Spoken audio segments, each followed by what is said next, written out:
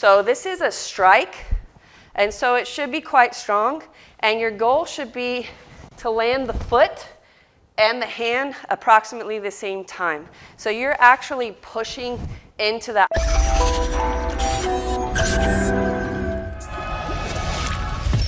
Hi there, Sensei Sarah here from Global Martial Arts University's Shotokan program. I'm going to be talking about some common corrections in Tekki Shodan. So it's kind of a continuation of my common corrections series. If you haven't checked that out, I've done common corrections from Heian Shodan through Heian Godan. So be sure that you go and look at those and tell me what you think. So today we're going to be doing Tekki Shodan. And Tekki Shodan is quite a bit different in movement pattern from the Heian katas that we've been working on previously. The first difference is that in all the Heian katas, we move to the left and we move toward our opponent, so it's more of an offensive stance. In Tekki Shodan, we're actually going to be moving from the right and pulling our leg in. And so that's very different if you haven't done Tekki before. Tekki Shodan in particular, actually all the Tekki katas do the same thing. So that's going to be a bit different. So essentially what I'm going to do is same thing in my hand correction videos. I'm going to run through Tekki Shodan and go over the things that I most commonly correct when I'm grading students' exams. So let's just get started. Again, like I mentioned, this is a bit different in that it's coming in from the right rather than going out to the left as our Heian katas did. So we're going to start here in Yoi position and then come to what's called Kamae position. Okay? So when we do that, the right foot is going to come in and the left hand is over the right hand. Okay? So the very first thing that we do in Tekki is we're going to do a cross step. So essentially we're in Kosodachi over to the right side. So the first thing that I typically correct, and this is throughout the kata, the head is going to precede the movement. At bare minimum, the head should be simultaneous with the movement, but ideally, we want the head to move before the movement. So for example, here, I'm going to be cross-stepping to the right, and so my head moves, then step, okay? Again, you can do simultaneous, and that's fine, either way, but we don't want the head either staying fixed position or lagging behind the body movement. So our goal is at least simultaneous movement of head and body, if not the head slightly preceding the body. So again, after we draw in, which is technically the first step, we're going to come over. Now, when we do this step, there is a little bit of a bend as we come down. That is a wind up and preparation for what comes next, which is going to be either a knee raise or a leg raise. So there are two variations of this kata. The older SCIF, Shotokan Karate International Federation, and the JKA, Japanese Karate Association. So throughout the katas that had leg swings, JKA has kind of shortened them to knee raises. Either way that you want to do it is fine, but the major correction that I see here is whether you do a knee up or you do a leg swing, the knee or the leg needs to come out straight in front of you. So what I see often is people open up the hip and kind of kick off to the right or have their knee open to the right. So if I were grading you and I'm looking at you straight on, I should only be seeing your knee and shin or the bottom of your foot. I shouldn't be seeing any of your inner thigh.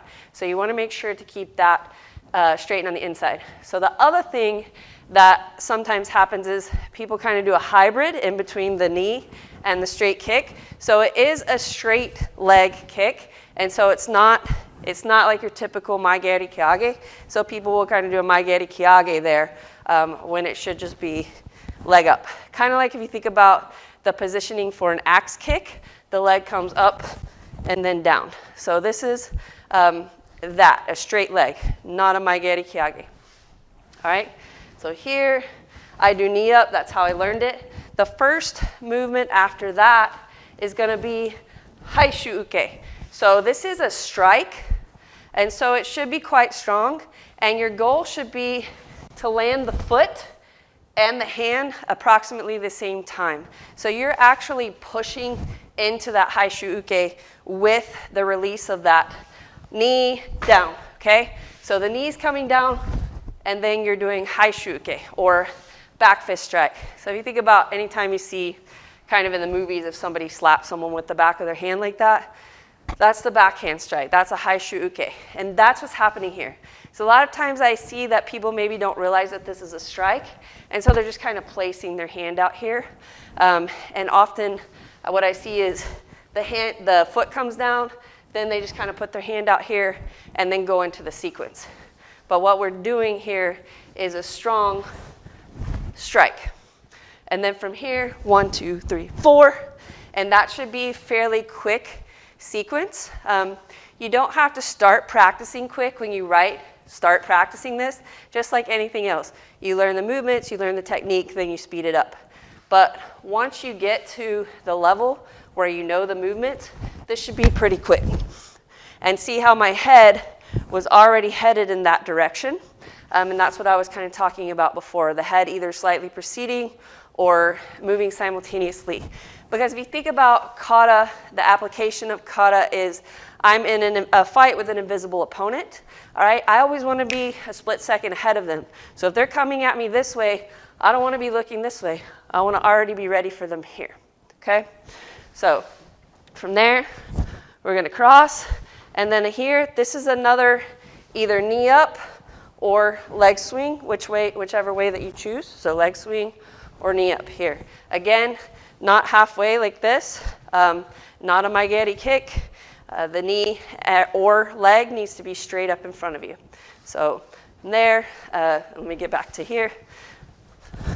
Cross, step. Okay, so my movement is about to move front. So notice, again, my head preceded my movement, and I'm looking front already. From here, all right. Now, again, I'm going to be, and a lot of people don't know the application of this part. They think they're just kicking the inside of their thigh. This is actually avoiding a sweep kick. So it's not necessarily you kicking the inside of your thigh. It's just a controlled lift. So lift, head went first, then block, okay? Same thing this way. Here, pull back, and then the sokumenzuki, or the double punch to the side. All right, sokumenzuki is another thing I tend to correct. Some people kind of come up, circular, or come around with this one. It's just from here, both hands straight, punch to the side, okay? So then from here, we're gonna cross.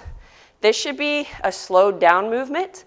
Anytime that we have slow movement in kata, we want to emphasize that to make the kata more interesting, more dynamic. We're coming out, same thing. And whatever your speed was on that side, you want your speed here to be the same, okay? And then of course, the movement's the same, okay? And then, just like I said, head's gonna proceed, you're gonna lift. Aye! Okay. So the big thing on this kata that I correct is the stance. So way back at the beginning of the video, I told you Tekki Shodan is iron horse, so riding iron horse, first level. That is the point of this kata. We are riding an iron horse. So it's the stance. This is kibidachi, okay? Unless you have some sort of mobility problem with knees or ankles, which if you're one of my GMAU students, please reach out to me, and I can definitely give you some exercises to help out with that. We need to be nice and low, like we're riding a horse, okay? Knees are out, toes are in. You should be parallel with your feet. You're gonna feel pressure on the outside of your feet if you're in the correct position. This is kibidachi. This is the Shotokan horse riding stance. This is shikodachi. Shikodachi is a valid stance. It's much more used in Okinawan kata than in traditional Japanese kata. And you do put pressure on the quads. What you won't feel is that pressure on the outside of your feet. If you're in shikodachi, that pressure will relieve, okay? If you have hip, knee, ankle mobility problems, let me know. Shikodachi is just fine stance for you because it's a lot less pressure, okay? If you're fit and healthy and mobile, and you can do kibadachi, that's the ideal stance for this kata. Okay? And as you're moving in this kata, the other thing is keeping your kibadachi at level and even as you move. So when you're moving through this kata, you want to be staying on one line. Okay? This is very unique. The Tekki katas are unique in that it's very linear. It's simply one way. So we start one way, go back the other way, go back the other way. Whereas all our other katas, there's, we start out with basically forward, backward, side to side movement, and then we get into some angles as we get more advanced. But the Tekki katas, they stay on one line. So whenever you're doing these katas, I recommend, if you don't have a mat, like with a line, putting some tape out so that you can check yourself to make sure that you're staying in one line. What we don't want is, if you see my uneven kibadachi, I'll start moving forward or I'll start moving backward and I'll get off that line. So the thing about Tekki is people look at it and go, oh, it's short and it's pretty easy, but it's deceptively so because the technical aspect of it is a lot harder than people give it credit for, particularly staying in that kibadachi stance and staying on one line moving linearly. So those are my corrections that I have for Tekki Shodan. If you are not currently a GMAU student, I would encourage you to try out one of our free classes. If you are, I'm glad that you're here. And as always, if you have any questions, comments, feel free to reach out to me.